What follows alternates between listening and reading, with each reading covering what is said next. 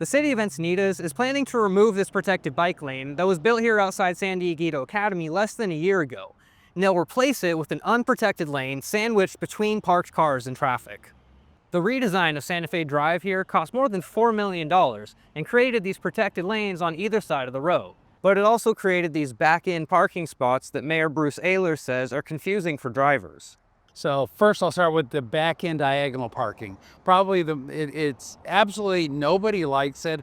It's at least 75% of the people strongly disagree with putting this in when we did a survey. And Mayor Ayler says emergency vehicles can't get through because of traffic jams. But cars will have room to pull over into the bike lane in the new design.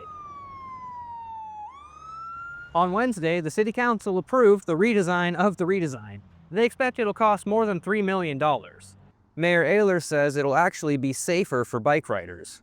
This is probably one of the most important in my mind, is the 7 driveways set up a right hook situation. We've had fatalities in Encinitas due to right hooks.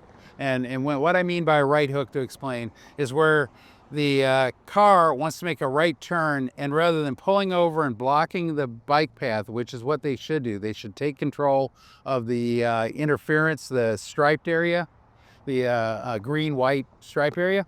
They should take control so the bicycle stays behind them. If they don't, they stay out, or if they're forced to stay out because they are physically separated, when they make that turn, the bike hits them, and we actually had a fatality on Leucadia Boulevard with that exact situation. But local advocates for mobility options don't agree.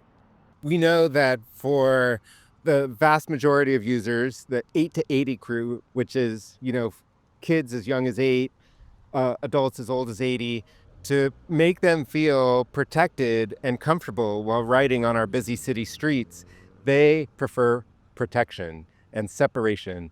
And that's best done with actual separation, as in a concrete barrier. Chris Giles and Aaron Hebsche from Strong Towns Encinitas and Marley Jowdy with Bike Walk Encinitas say the protected lane was part of a regional network that was just starting to make it safe to ride a bike around town. Our objective actually is to have a connected bicycle network that everyone feels comfortable riding around on. We want Encinitas to be a place for bike riders from 8 to 80 to be able to get around safely.